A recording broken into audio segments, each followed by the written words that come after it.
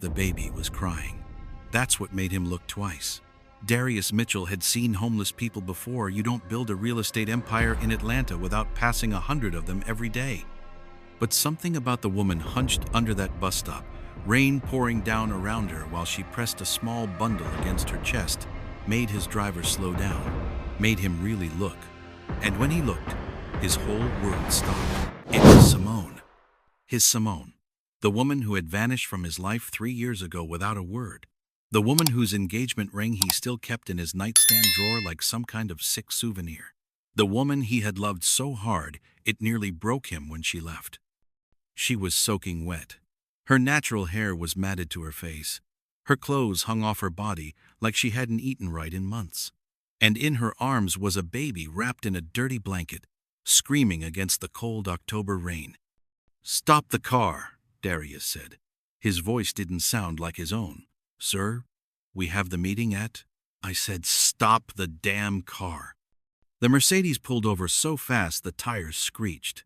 Darius was out before it fully stopped, his Italian shoes splashing through puddles, his $1,000 suit getting ruined, and he didn't care. He didn't care about anything except getting to her. Simone looked up when she heard footsteps. Her eyes went wide, those same beautiful brown eyes that used to look at him like he was everything. Now they were filled with something he'd never seen before. Shame, fear, and something else he couldn't name. "Darius?" Her voice was hoarse, barely above a whisper. He stood there in the rain, getting soaked, his heart pounding so hard he could hear it in his ears. 3 years of anger, 3 years of hurt, 3 years of wondering what he did wrong. All of it came rushing back as he stared at the woman who had walked out on him the night before their wedding. But then the baby cried again, and Simone pulled the child closer, trying to shield it from the rain with her own body, and Darius saw something that made his knees weak. The baby had his eyes, his exact eyes, the same deep brown with flecks of gold that his mother used to say made him look like his grandfather. "Simone," his voice cracked, "whose baby is that?" She didn't answer. She just looked at him with tears mixing with the rain on her face, and he knew. He knew before she said a word. "She's yours," Simone whispered. "Her name is Naya. She's yours, Darius." The world tilted. He grabbed the bus stop pole to steady himself. A daughter.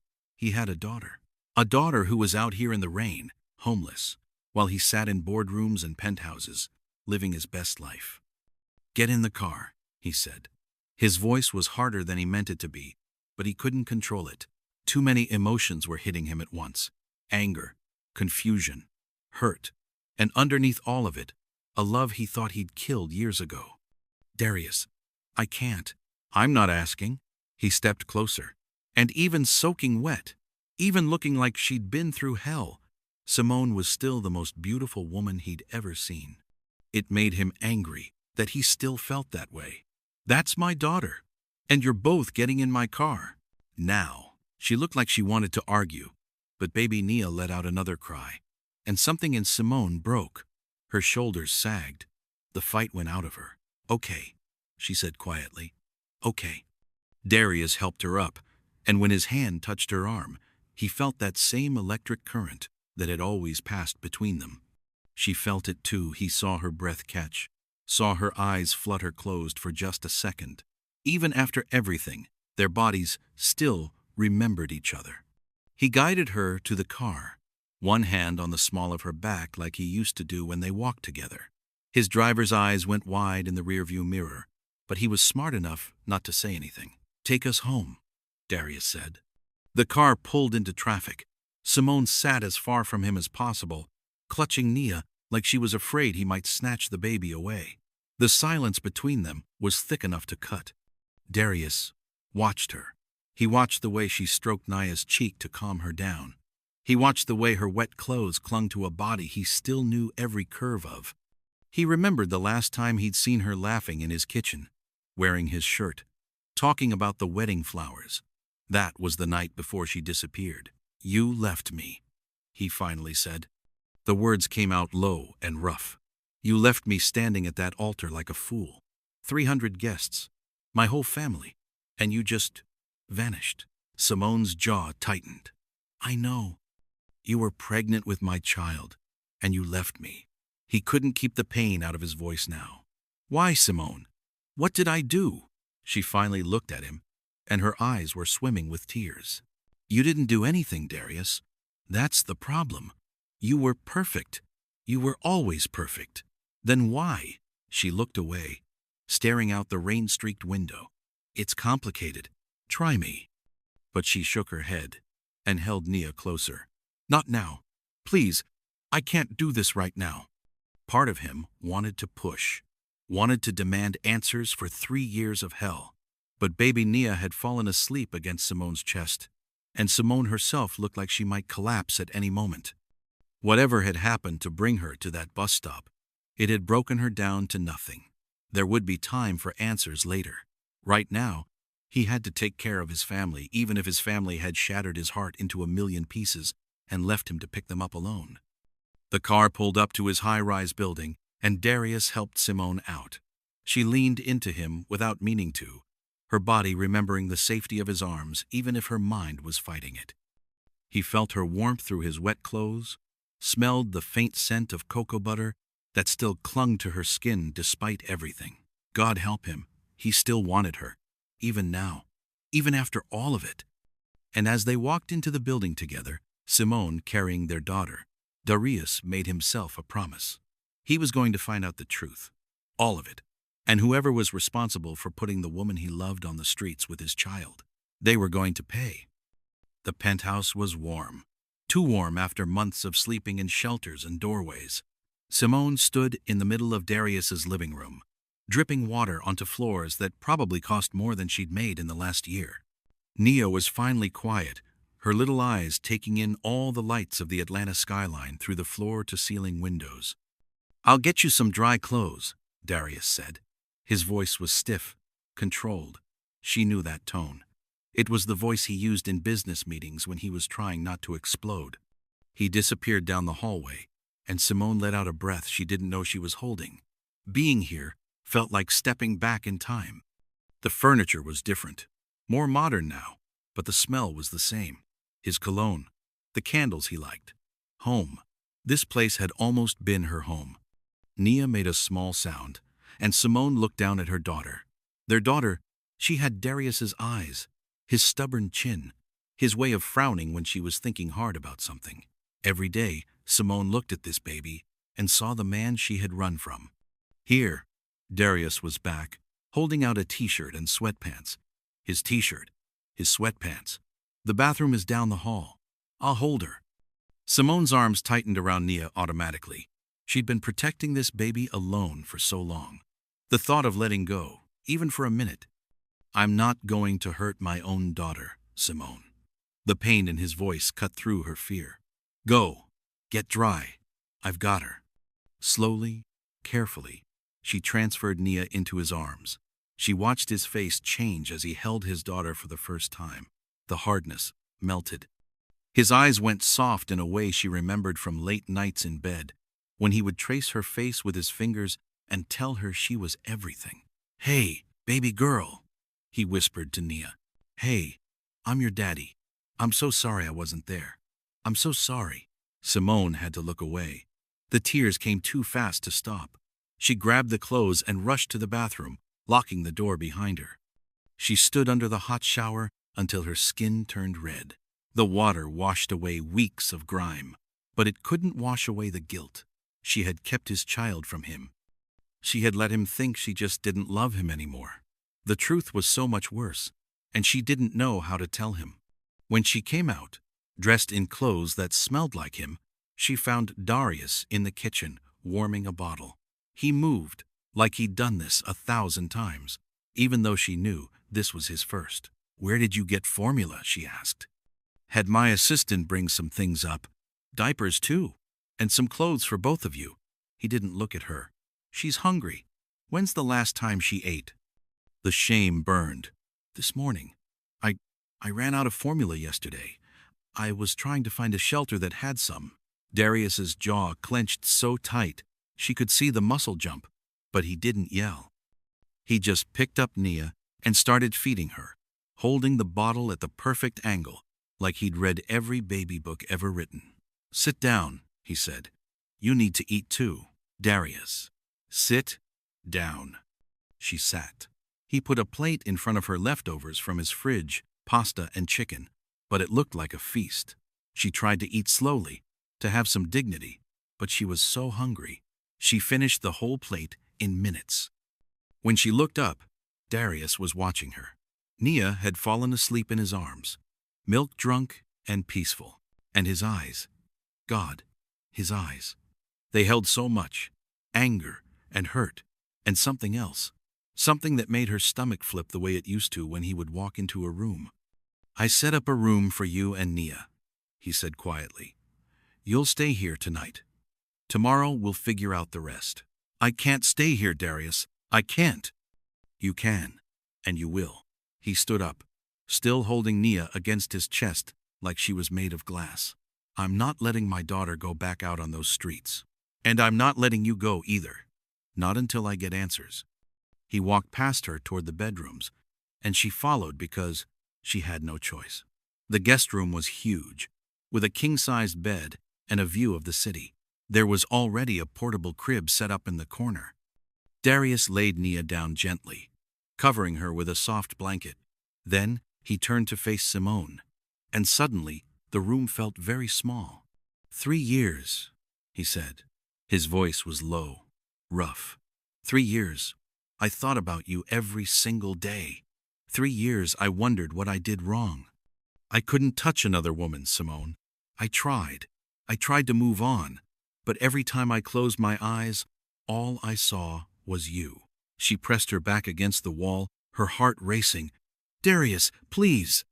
He stepped closer, close enough that she could feel the heat coming off his body, close enough that she could see the pain swimming in his eyes. You destroyed me.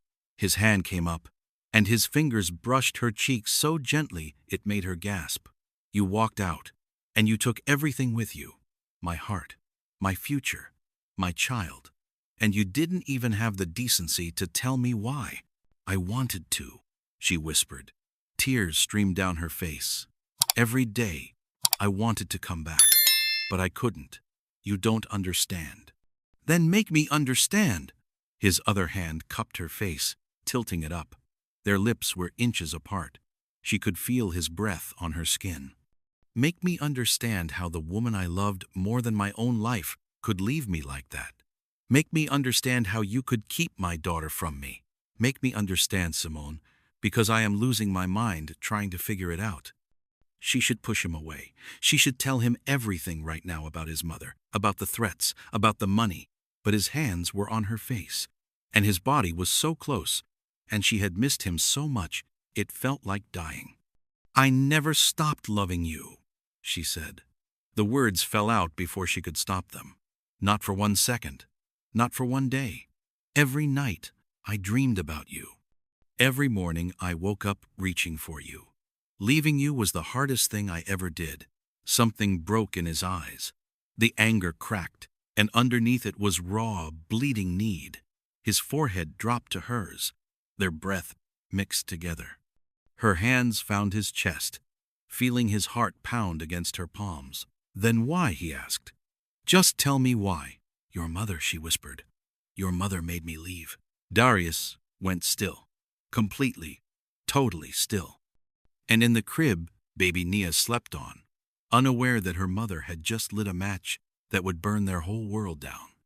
Darius stepped back like she had slapped him.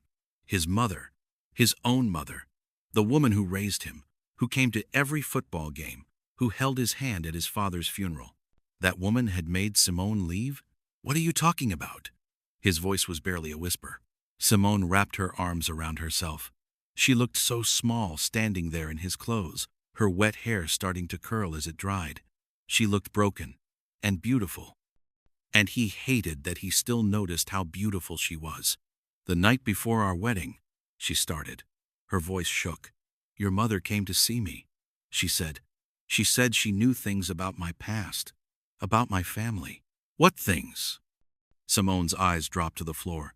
My father. He wasn't just some deadbeat who left when I was a kid, Darius. He's in prison, federal prison, for fraud. He stole millions from people, ruined lives. She looked up at him, tears streaming. Your mother found out. She said if I married you, she would make sure everyone knew. She said it would destroy your reputation, your business, everything you worked for. Darius felt his blood run cold. I don't care about that. I never would have cared about that. I know you wouldn't. Simone's voice cracked. But that wasn't all. She gave me money, $100,000 to disappear. And she said if I didn't take it and leave, she would make sure I ended up in prison too. She had people who could plant evidence, make things up. She said no one would believe a girl from the projects over the Mitchell family. The room spun. Darius grabbed the dresser to steady himself. His mother had threatened the woman he loved, had paid her off like she was nothing, had stolen his child from him. Why didn't you tell me? He asked. Why didn't you come to me? I was scared. Simone's voice rose. I was 23 years old, Darius. I grew up with nothing. I watched my mother work 3 jobs just to keep the lights on. And here was this powerful woman telling me she would destroy my life if I didn't walk away. I believed her. I was stupid and scared, and I believed her. The money, Darius said. What happened to the money? Simone laughed, but there was no joy in it. Gone. All of it. My mother got sick. Cancer. I spent everything on her treatment, but it wasn't enough. She died 8 months ago. Fresh tears spilled down her cheeks. I had nothing left. No job, no family, no money. And then I found out I was pregnant. And I was too ashamed to come to you. Too proud. Too stupid. She was crying hard now, her whole body shaking. And Darius couldn't stand it anymore. He crossed the room in 2 steps and pulled her into his arms. She fought him at first, her fists pushed against his chest, trying to get away. But he held on. He held on like his life depended on it. And finally she collapsed against him, sobbing into his shirt. I'm sorry, she cried. I'm so sorry. I should have been stronger. I should have fought for us. But I was so scared. And I loved you so much. And I thought I was protecting you. Shh. He stroked her hair, pulling her closer. Her body fit against his the same way it always had. Like she was made for him. I've got you. I've got you now. She looked up at him, her eyes red and swollen, her lips trembling, and something shifted between them. The air got thick, hot. The anger and the hurt were still there, but underneath it was something stronger, something that had never died. Darius, she whispered, just his name. But the way she said it like a prayer, like a plea, made his whole body ache. He cupped her face in his hands. His thumbs wiped away her tears. She was so close, so warm. He could feel her heart beating fast against his chest. I should hate you, he said softly. I should throw you out and never look back. I know. Her hands gripped his shirt. I wouldn't blame you, but I can't. His forehead dropped to hers. God help me. I can't. I've tried to hate you for 3 years, and I can't do it. I still love you, Simone. I never stopped. The sound that came out of her was half sob, half gasp. Her fingers slid up his chest, around his neck, into his hair. The touch set him on fire. I love you too, she breathed. I never stopped either. Every night I dreamed about your hands on me, your lips on mine. I missed you so much, it felt like dying. He couldn't hold back anymore. His lips found hers, and the world disappeared. The kiss started soft, gentle, testing. But 3 years of longing couldn't be contained. It deepened fast, hungry and desperate.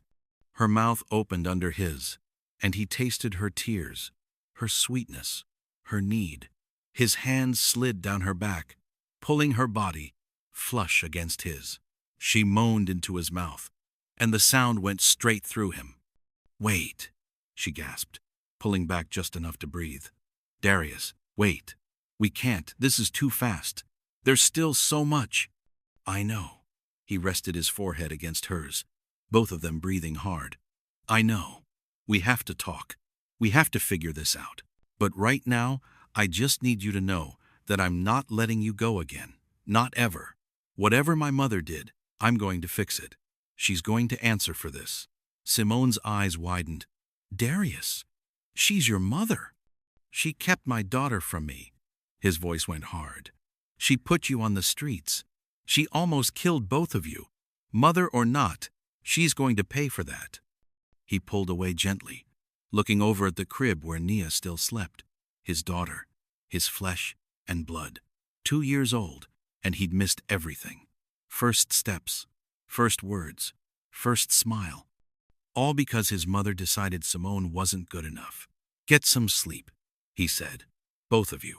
Tomorrow, I'm going to have a conversation with my mother. And then, we're going to start over. You and me and Nia, the way it should have been from the beginning. He kissed her forehead and walked toward the door. But her voice stopped him. Darius. He turned. She stood there in his clothes, looking lost and hopeful and terrified all at once. Thank you. For not hating me. For giving me another chance. He looked at her for a long moment. I could never hate you, Simone. You're the mother of my child, and you're the only woman I've ever loved. He left before he could cross the room and kiss her again. Because if he started, he wouldn't stop. And there was work to do first. His phone was in his hand before he reached the living room. He dialed a number he knew by heart. Hello? His mother's voice was sleepy, annoyed. Darius, do you know what time it is? I found her, Mother. His voice was ice. I found Simone, and I found my daughter, the one you made her hide from me. Silence. Long, heavy silence. We need to talk, he continued. Tomorrow, 10 a.m., your house. And Mother, you better pray you have a damn good explanation. Because right now, I'm not sure I ever want to see your face again. He hung up without waiting for a response. In the guest room, Simone lay down next to Nia's crib, watching her daughter sleep. She touched the baby's tiny hand, and Nia's fingers curled around hers, even in sleep. We're safe now, baby girl, she whispered. Daddy's going to take care of us. Everything's going to be okay.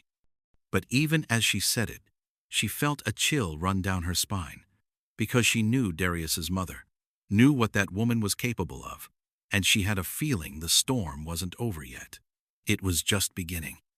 Gloria Mitchell lived in a mansion in Buckhead that cost more than most people would make in 10 lifetimes.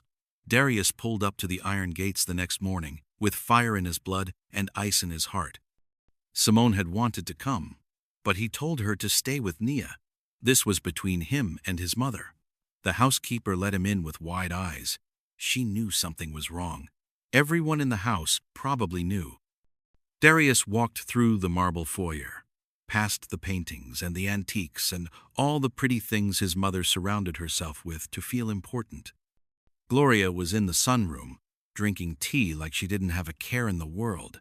She was 62 but looked 50, with smooth, dark skin and silver hair she wore in an elegant twist. She smiled when she saw him, but the smile didn't reach her eyes. Darius, baby, sit down. Let's talk about this like civilized people. I'm not sitting. He stood over her, his hands shaking with rage. I'm not doing anything until you tell me why. Why did you destroy my life? Gloria set down her teacup. Her face went hard. I protected you. That girl was trash, Darius. Her father is a criminal. Her mother was nothing. She would have dragged you down. She was the love of my life. His voice echoed off the walls. She was carrying my child, and you threw her away like garbage. A child. Gloria's lip curled. A child with that bloodline. I did what any mother would do. You threatened her. You paid her off. You made her think I would be destroyed if she stayed. Darius leaned closer, his voice dropping to something dangerous. You stole 2 years of my daughter's life from me. 2 years I can never get back. For the first time, something flickered in Gloria's eyes. Fear. She had never seen her son like this. Never seen the softness in him turn to steel. Darius, you need to understand. No, he straightened up. You need to understand. You're done. I'm cutting you off. No more money. No more access to my life. And if you ever come near Simone or my daughter again, I will destroy everything you care about. Every charity board. Every country club membership. Every fake friend who only likes you because of my money. I will burn it all down." Gloria's face went pale. "You wouldn't. Try me." He turned and walked out. He didn't look back. He didn't need to. That chapter of his life was over. When he got home, Simone was sitting on the floor of the living room, playing with Nia. The baby was laughing, grabbing at her mother's fingers, making those sweet sounds that babies make. And Simone was laughing too, really laughing. Her whole face lit up in a way he hadn't seen since before everything fell apart. She looked up when he walked in. Her smile faded when she saw his face. "What happened?" She started to get up, but he was already crossing the room, dropping to his knees in front of her. "It's done." He cupped her face in his hands. "She's out of our lives. Forever. She can't hurt us anymore." Simone's eyes filled with tears. "Darius, she's your mother. I never wanted to come between." "You didn't." He kissed her forehead. "She made her choice. She chose her pride over her son's happiness. That's on her, not you." Nia crawled over and grabbed his leg, babbling something that sounded almost like "da-da." Darius picked her up, holding her against his chest, breathing in that sweet baby smell. His daughter, his family, everything he thought he'd lost. "I want to marry you," he said. Simone's eyes went wide. "I know it's fast. I know we have things to work through. But I've already wasted 3 years. I don't want to waste another day. Darius." "I still have the ring." His voice cracked. "I kept it. All this time, I kept it because I couldn't let go. Because some part of me knew you would come back." Simone was crying now. Not sad tears, not scared tears, happy tears that streamed down her beautiful face as she looked at the man she had never stopped loving. "Yes," she whispered. "Yes, I'll marry you." He kissed her with Nia still in his arms, and the baby giggled like she understood something magical was happening. When they pulled apart, Simone was laughing and crying at the same time. That night, after Nia was asleep, they found their way to each other. Slowly, this time. No rushing, no desperation. Just two people who had been apart too long, learning each other all over again. His hands traced her body like he was memorizing every curve. Her fingers explored his skin like she was coming home. When he laid her down on his bed, their bed now, she looked up at him with so much love it took his breath away. "I missed you," she whispered. "Every night. Every single night. No more nights apart." He lowered himself over her, their bodies pressed together. Never again. Their lovemaking was slow and deep. Every touch meant something. Every kiss was a promise. When she gasped his name, it sounded like coming home. When he held her close afterward, skin against skin, heartbeat against heartbeat, he knew he would never let her go again. "I love you," he said into her hair. "I love you so much it scares me." She lifted her head, her eyes shining in the darkness. "I love you too. I always did. I always will." They got married 3 months later. Small ceremony. Just close friends and the family members who deserved to be there. Gloria wasn't invited. She had tried to reach out twice, but Darius deleted her messages without reading them. Some bridges couldn't be rebuilt.